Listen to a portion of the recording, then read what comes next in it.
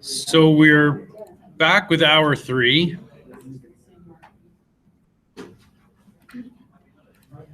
We're talking about objects today. So it's big word time. We've dealt with little words like class and object. Now we get to deal with the big 4 words.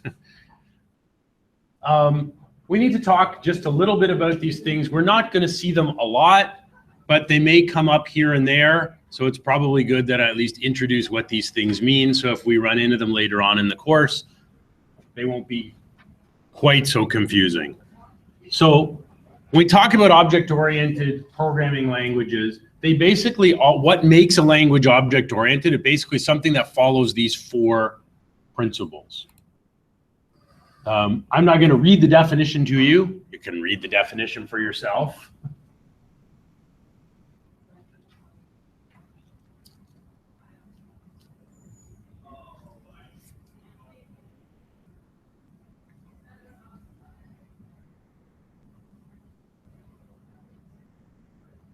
So abstraction is the process. That's basically what you were doing with that little exercise I gave you of defining a car class. We're trying to simplify thinking about our application. We're trying to think about it in very simple terms. What are the different pieces we need for this application? And what are the things about those objects that are going to be relevant in our application? Okay.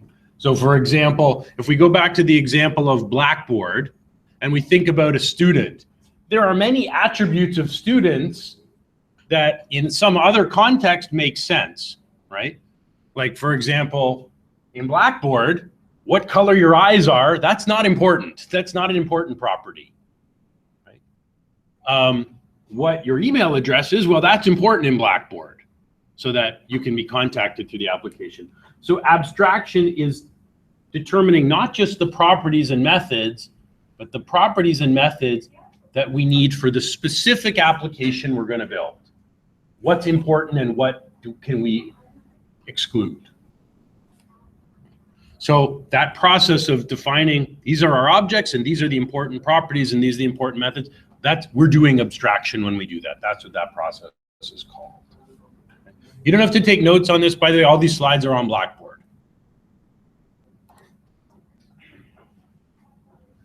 Of the 4 big words, this is the one we're most likely to use. We're most likely to see, called inheritance. And that's when we have different objects that have some relationship in our application. So there's usually 3 kinds of relationships. This object or this class is a type of another object. So let's think about Blackboard. Right? In Blackboard, we may have a user class. We may have a student class. What kind of relationship would there be between a user class and a student class?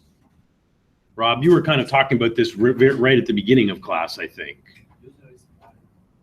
Right, so it's sort of a parent-child, right? All students, every student is also a user, but every user is a student. What other kinds of users are there in Blackboard that are not students? Teachers and administrators. Okay, so let's think about what this might look like for a minute. I'll just go back to I'll use my class diagram here. So if I put on a user class,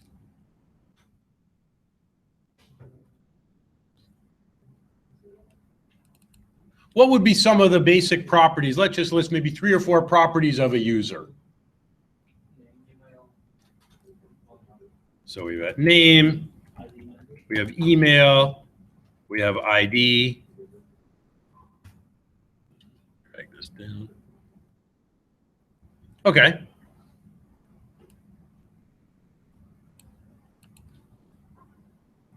Now we have a student.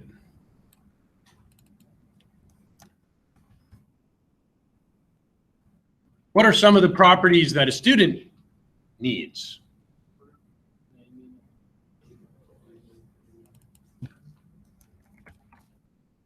Student number,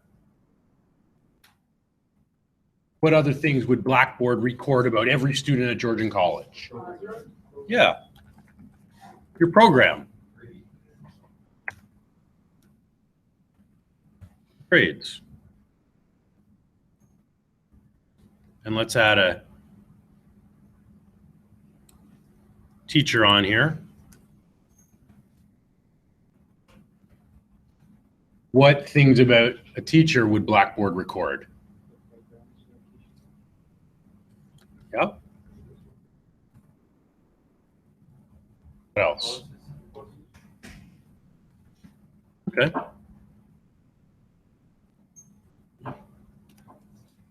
Maybe also your seniority. How long have you taught here? And yeah, Artem, that's a good one, right? The are you full-time or are you part-time? Absolutely. That would be something that Blackboard would be checking. Okay. So let's think about how this relationship, whoops, didn't mean to do that.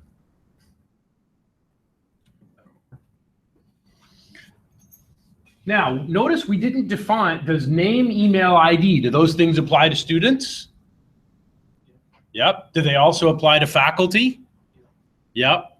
So, as Artem said, in a way, every student is a user and every teacher is a user. Now, we don't need this user class. We could put name, email, ID here.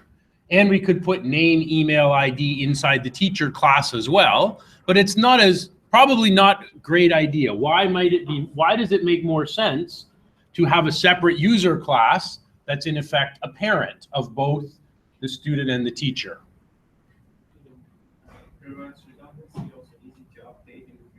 Right, why would we repeat these things in both teacher and student? We could only have them in one place. And if we want to change something about user, now we can just change it in the user class. We don't have to change it in teacher and also change it in the student class. We can change it in one place. So Artem, you used the term, you said these are like children.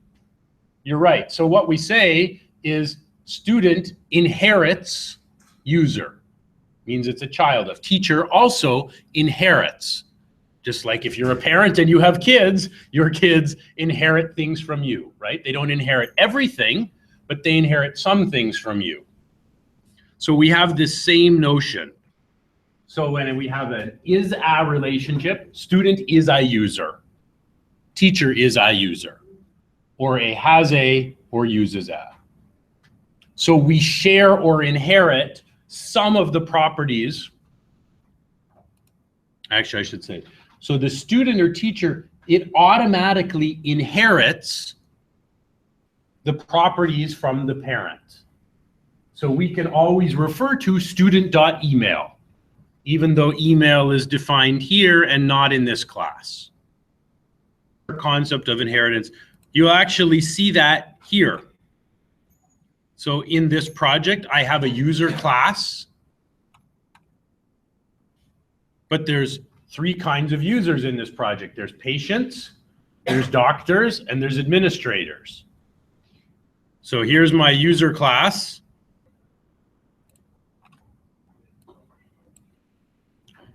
These are all of the properties of user. Username, password, email, address. We have this for all the users. But then we have a patient, and the patient inherits the user. So all of the properties and methods a user has, a patient automatically gets those. And then the patient has other things, but these properties, they're only relevant for the patients, right? What medications or vitamins do they take? We don't care about that for the doctors. We don't care about medications or vitamins for the administrators.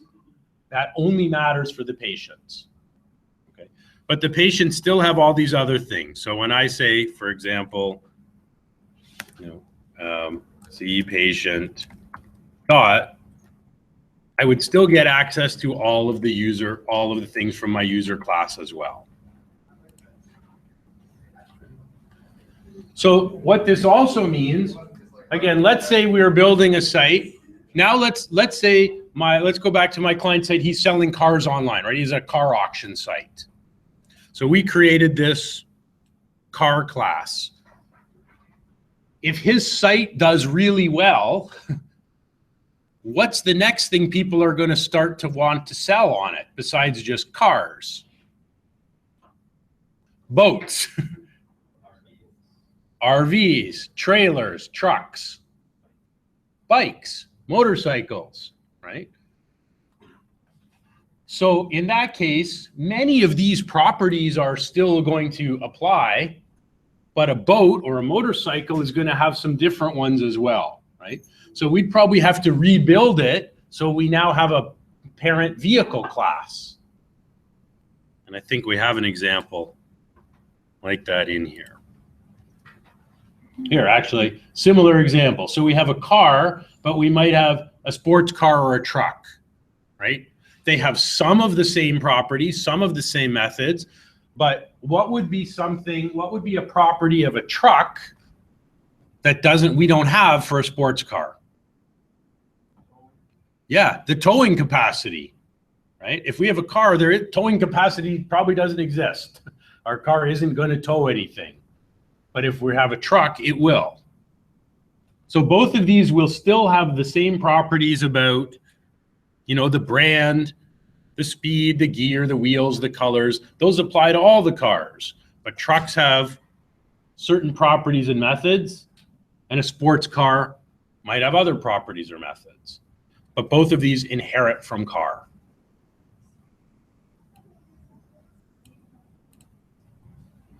Here would be another example. Let's say we had a zoo. We needed to build an application for a zoo or a pet store, something that was tracking animals. We might have a class for animal, and then we have subclasses underneath.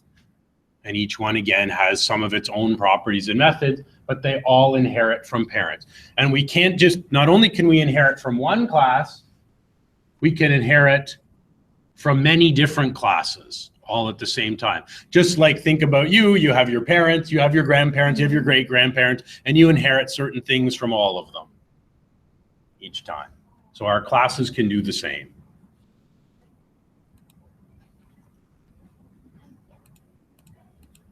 We've already been through this example because I actually showed you the code. So we have users in an application, and then within that, we will often have different kinds of users. That will be an inherited class.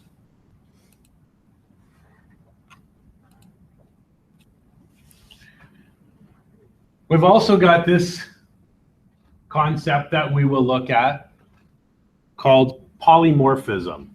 And there's your definition.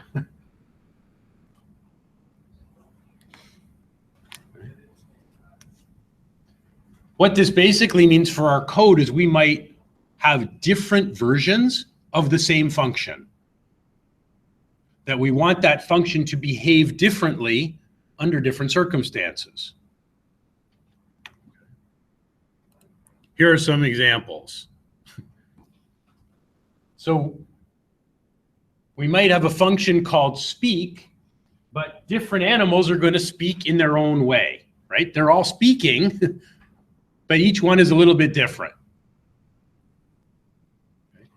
One common example of where we might do this, typically when you're checking out on a shopping cart, we get a couple of options. Right? Typically, most websites will give you the option to sign in, log in, and either create an account or log in, and it already knows who you are. Or if we don't want to, it might give us another option. What option do we get if we don't want to log in to buy something? Yeah, guest checkout, right? So in that case, the checkout method is polymorphic. There's two different ways. Both of them will do basically the same, right? They'll take your money, they'll save your order, and they'll send you your stuff or give you access to your service. But there's two versions of the checkout function. Checkout with an account or checkout as a guest. What's actually different about them? I mean, they do the same in terms of processing our order, but what piece will happen differently in the application? information is stored on the database that persisted, whereas I guess any information that they enter, like their address, that might get chucked up in. Exactly. So if I think I'm going to shop on this site again, I'm probably going to want to register so that when I come back, the site has already stored my information, my ID. I don't have to put in all of my information, my shipping address, my credit card. I'm going to save that stuff, right? It'll save me time. But if I'm buying something someplace I'm never going to come back to, I don't want them to store my credit card. So I will just pay for my order, give them my information, and if I come back again, I'm going to have to do it all over again. Right? So the checkout method is polymorphic. It does the same thing, but two different versions, where there's some things that are similar, some things that are different. Same here. All these animals are making noises, but the noise is going to sound different. A dog sounds different than a duck, sounds different than a cat. Here would be another example, again, for you visual people. If we print a shape, we can print any shape, but the result is going to be different every time. Right? A circle prints differently than a square. So another kind of visual idea of what polymorphism might be.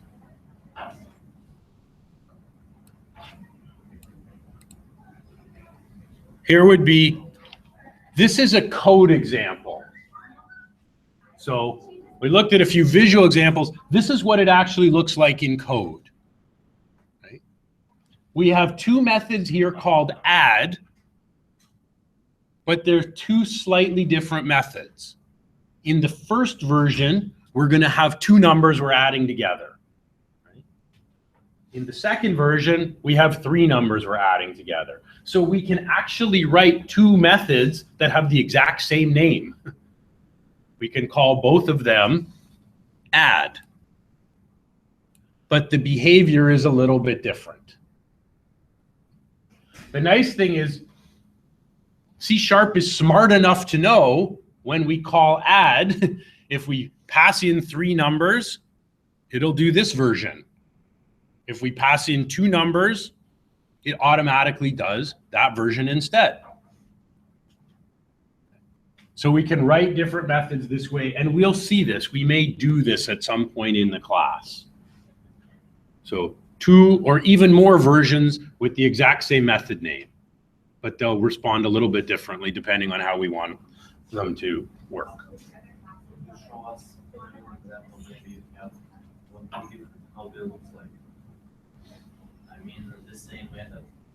Yes, sure. Okay. So this library, this is a class that Microsoft gives you for doing all of your database connections and executing queries. They called it SQL Helper. So you just download this from Microsoft and you add it to your project the way we added it before. You click add existing item, you browse to your downloads folder and you add it in, and then you can use all the code.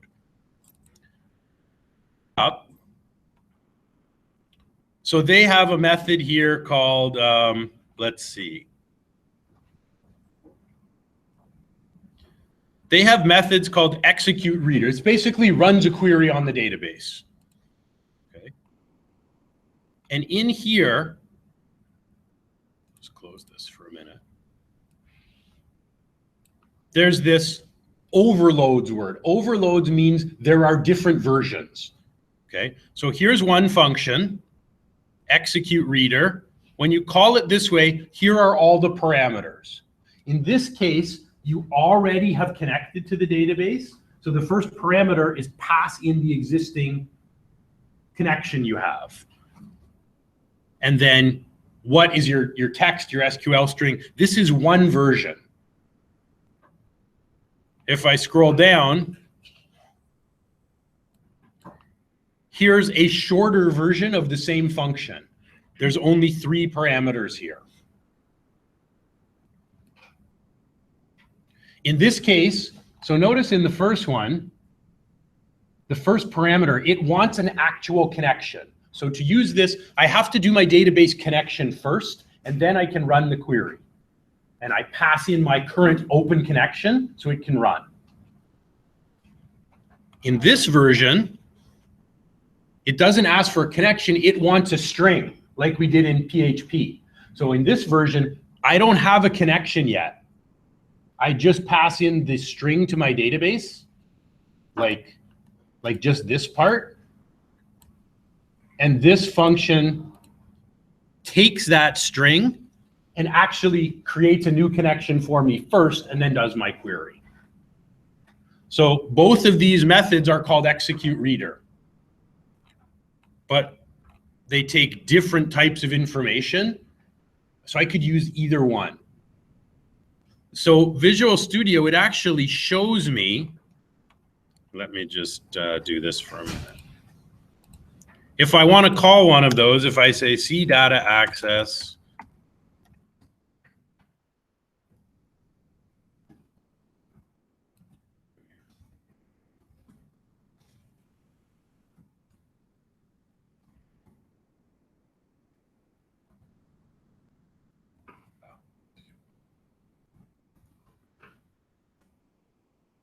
so let's say I pick my execute reader method. I'm going to call that method.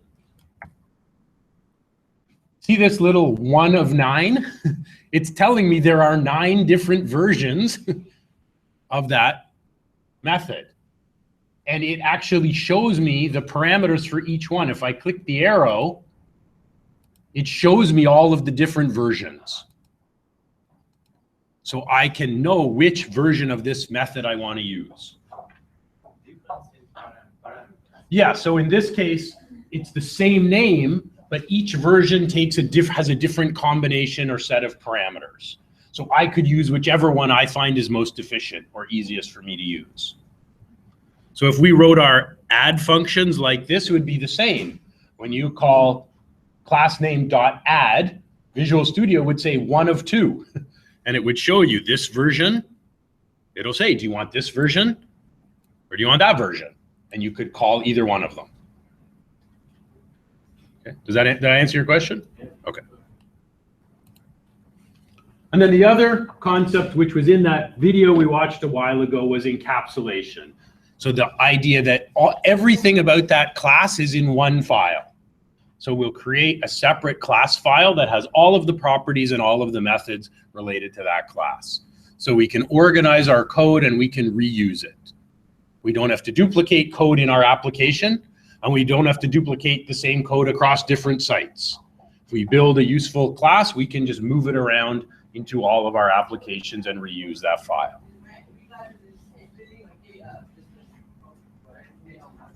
One of the other nice things is this also gives us security, right?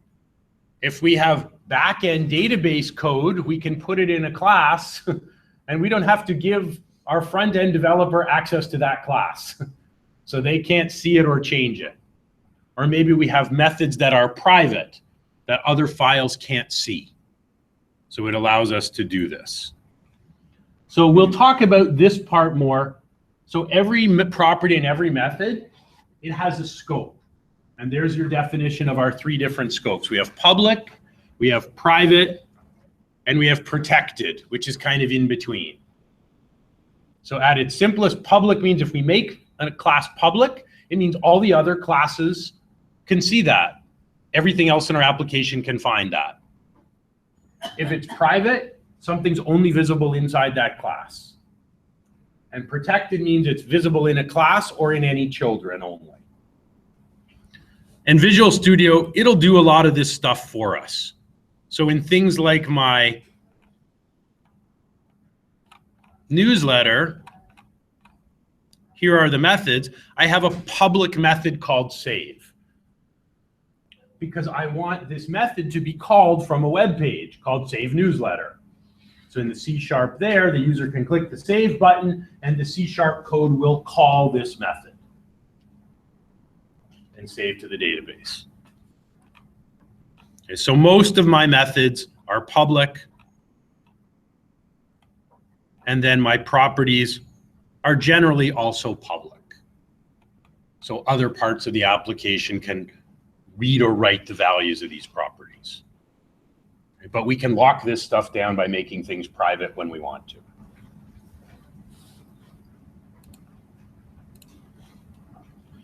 And the last key term, and Margot, this came to your question. We actually talked about this came to Margot's question from the first hour about creating an instance. And again, this goes back to our relationship. I'm just going to restate it between a class and an object, right? A class is our definition. It's our code file that describes something. The object is when we create one instance in memory. So we create student objects when a student logs in. We create a cart object when we put something in our shopping cart. We create a car object when the user adds a new car to the database. But the classes are just our code files or our templates or definitions of what an object will look like when it gets created by a user, someone using our application.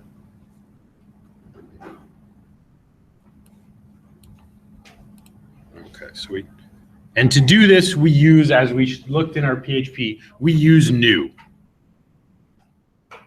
So new is a special method. We can't create our own method called new. Well, we can, but it's just a version of this. So any new method is called a constructor. We're using that to build an object from our class, just like we did here in PHP. We are making a new PDO object from the PDO class.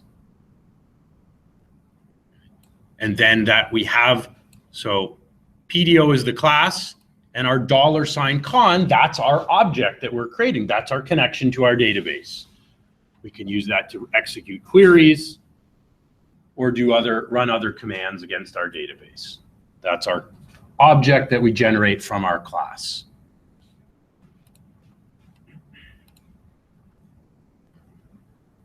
And I think we went over all this already. So for example, here's some C# code. Here's how you would connect to a database with C# code. We would use the SQL Connection class that's part of the .NET framework. It will work for web, it'll work for mobile application, it'll work for desktop, work for an API. Okay, so this is a built-in class. When you install the .NET framework, you have access to the SQL Connection library. So I'm going to create a variable called con. We don't need the $ in C# like we had used in PHP. Then we can set the connection string property where we list our server name, our username, our password, and the database we want to connect to, just like we did in PHP. Right? We set the connection string property, and then we can call the open method of our connection. After this line of code executes, our application's connected to our database. We have one connection object active. If we all connected to this, ran this page at the same time, we'd have 30 connection objects. We would all be creating our own connection to the database. And when we were done, we would call the close method of that connection. So this is kind of what our C# code's going to look like. Database. Not too different really from what we did in PHP. It's just in PHP, the object is called PDO. In C#, it's called SQL Connection. Does the same kind of thing. Okay. We have a few minutes. I'm going to give you one more sample to do. Here's what I want you to do. Imagine we're going to build a web application for a real estate agent, somebody who sells houses, okay? So I want you to define in that application if there is a, well, we won't call it, let's call it a listing, right? So a house or a building that they're selling. I want you to take a couple minutes and define this class. What are the properties? So they want to be able to display all of the properties they're selling on their website. So what are the properties you would need in your listing class? And what are the methods? Take a few minutes, and just like we defined our student class, our car class before, we'll do one more practice. What is a listing going to look like for a real estate agent who's going to sell homes what would the properties and methods we would need? So just make a list. Here are the properties, here are the methods.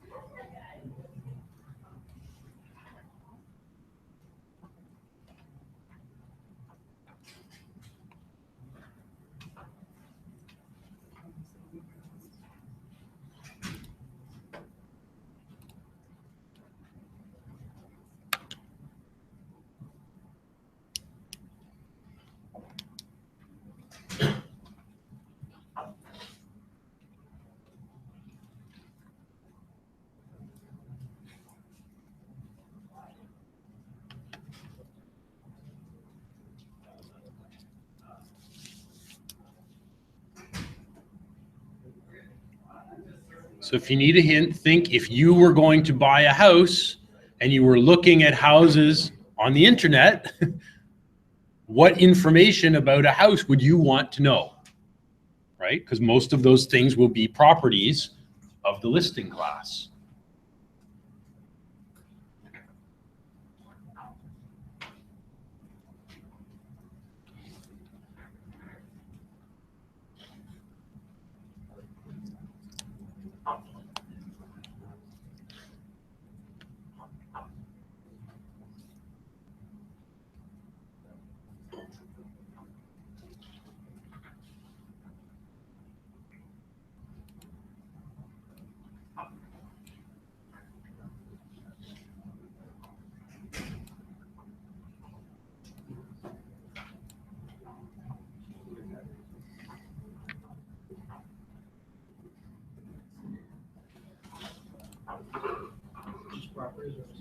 Yep, list the properties and try to list maybe 3 or 4 methods as well.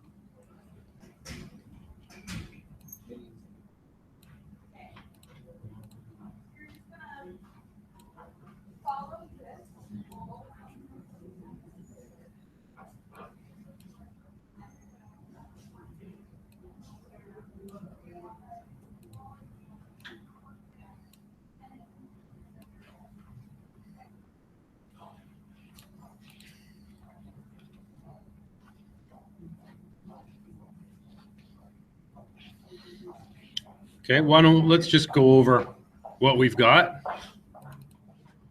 One thing on your list? Okay, so maybe we would call it maybe the address, right? Exactly where it is. Okay, yeah, it could be rent. Okay, you said images. Yep. Sorry, go ahead.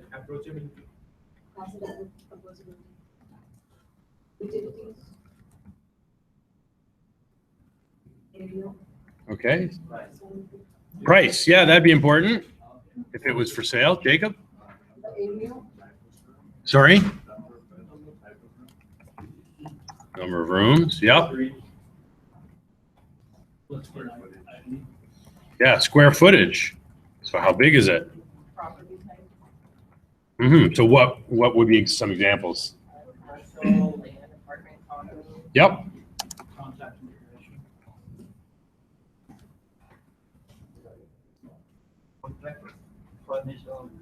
Okay, if it was a rental, yep, furnished.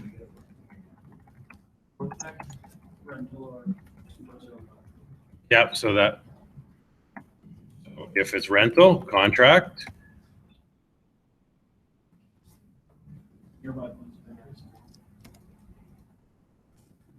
Yep, what's it near? Lot size, absolutely.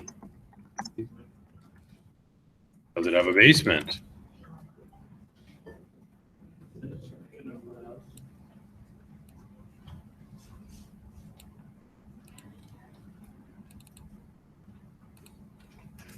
Okay, that's a pretty good list. What about, let's list a few methods. Okay, so it could be bid, yep.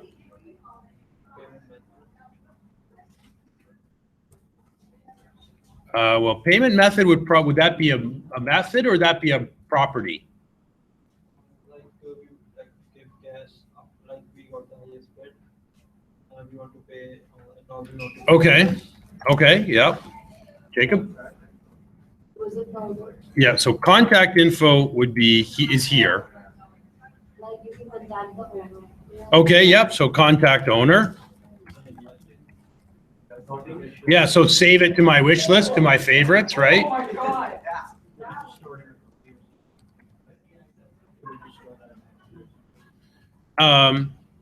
Yeah, it might, but that would be a method we would need to do, right? We would need to write the code. Yeah, calculate mortgage.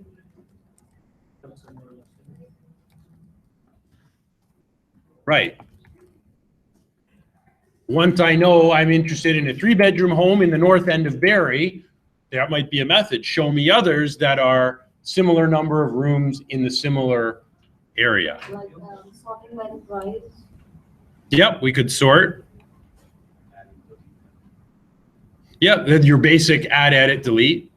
Adding filters. Yep, so those would be part of our create, read, update, and delete. Okay, so that's pretty good. Here, we'll see. Well, let's compare this to a real site. Now, this site was built a while ago, and it probably needs an update, but you'll probably see most of those properties here. It's nice looking. Oh, this one's really nice. $1.6 million. Right, so there are images. There's our description. Schedule a visit. Margo, there's your calculate mortgage. Right, we can share. There's our details, right? The rooms are here. The MLS number. So the actual official listing number, the address, the price, description. That's pretty good. What does the actual listing class look like in the application? Well, I wrote it in Visual Studio, so here it is. Here are the properties that this particular customer needed, right? The address, price, description, potentially rental price. So they also list rental properties. So it may have a, right? Because the sale price is going to be different, got to be listed differently than a rental price. Is it a rental? Yes or no? Is it sold? Yes or no? Because they've got 3 separate pages on the site. Current, recently sold, where we used a little CSS to mark them as sold, right? These aren't different tables, as well as the rentals. Well, they got nothing for now. It's hard to rent in Barrie. So there are our properties, our images, our details, the Google Map link, as well as a link to the YouTube. If we go back, right? We want to have a video link, which links to their YouTube visual tour. It's a pretty nice place. And if we looked in there's our constructor. So to create a new object, there's our simple new method. And then our methods, save, get all, get the featured listings only. So that means these are the ones they want to show on the home page. So there's a field in there that says this is a featured, meaning show it on the home page. Delete an image, save an image, update an image, search by the MLS number, delete. There's all the methods.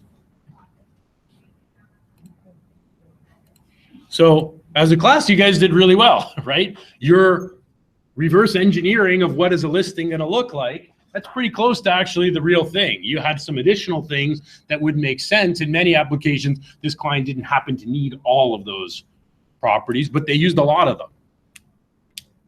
Okay. So this is where we're going. And the entity framework and Visual Studio, they make this stuff really easy. Okay. It will automatically do a lot of this for us, but it will make a lot more sense as to what Visual Studio is doing, that at least we've had this little lesson and we have some idea of what an object is. Otherwise, you're pushing buttons and doing things, but we don't really know what we're doing. So the idea of today's class, and I apologize that it was a lot of talking by me and no coding by you, was to make sense of everything we're going to do from next week on. Okay, because we're always going to be talking in terms of objects, properties, and methods from here on in this class. Okay, so there's no homework, there's no assignments. So next week, we will start in with Visual Studio. We'll make a lesson 4 project. We'll play around with server controls, lists, master pages, templates, and I will give you guys lab 1. So your first assignment, I'll give you the end of class next week. Okay? Have a great week. I'll put this diagram up on Blackboard, and all of these PowerPoint slides, they're already here. They're in your lesson 3 folder. If you just click Intro to OOP, there's all the PowerPoint stuff we looked at today, as well as a PDF version if you prefer the PDF version.